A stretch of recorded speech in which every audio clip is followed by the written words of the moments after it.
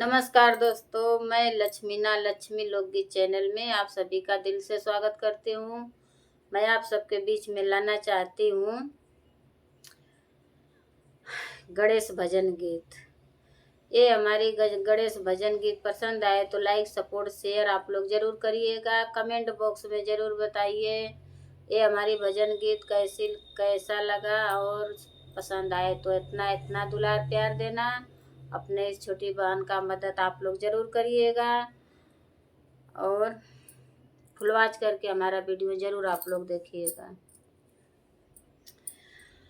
निक लागे गौरा के लालनवा पालनवा बीचे, निक लागे गौरा के लालनवा पालनवा बीचे। गौरा झूलावेली झूलनवा आंगनवा बीचे, गौरा झूलावेली झूलनवा आंगनवा बीचे।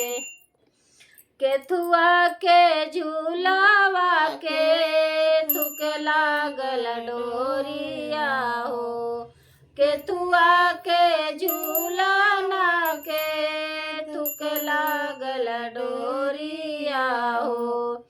के करा झूले लालनवा आंगनवा बीचे, के करा झूले झूलनवा पालनवा बीचे। सोनवा के पालना रूप लागल डोरिया हो, सोनवा के पालना रूप लागल डोरिया हो। शिवजी के झूले लालनवा आंगनवा बीचे, शिवजी के झूले लालनवा पालनवा बीचे। निक लागे गौरा के लालनवा आंगनवा बीचे, निक लागे गौरा के लालनवा पालनवा बीचे। के ही हो गावत आव के ना बजावत आव, के ना हो गावत आव के ना बजावत आव।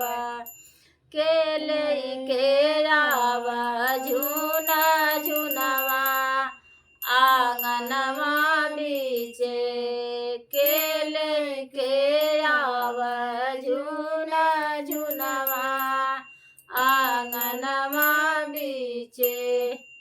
खेलल गौरा के लालनवा आंगनवा बीचे।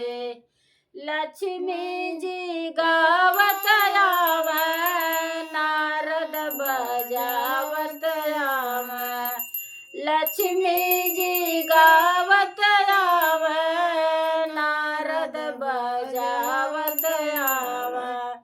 गंगा लेके आव झूना झुनवा आंगनवा बीचे, गंगा लेके आव झूना झुनवा आंगनवा बीचे। निक लागे गौरा के लालनवा पालनवा बीचे, निक लागे गौरा के लालनवा आंगनवा बीचे।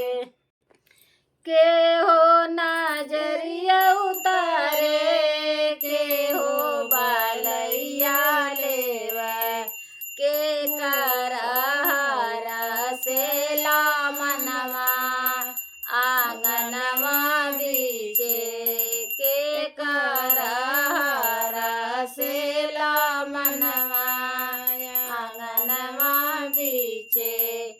लक्ष्मी नजरिया उतार गंगा जी बालैया ले ले। सरस्वती नजरिया उतार गंगा जी बालैया ले ले। गौरा के हारा से लामनवा आंगनवा बीचे। गौरा के हारा से लामनवा आंगनवा बीचे। खेलला के कर लालनवा पालनवा बीचे। खेसला के कर लालनवा आंगनवा बीचे। निकला गे गौरा के लालनवा आंगनवा बीचे। झूलला गौरा के लालनवा पालनवा बीचे। हर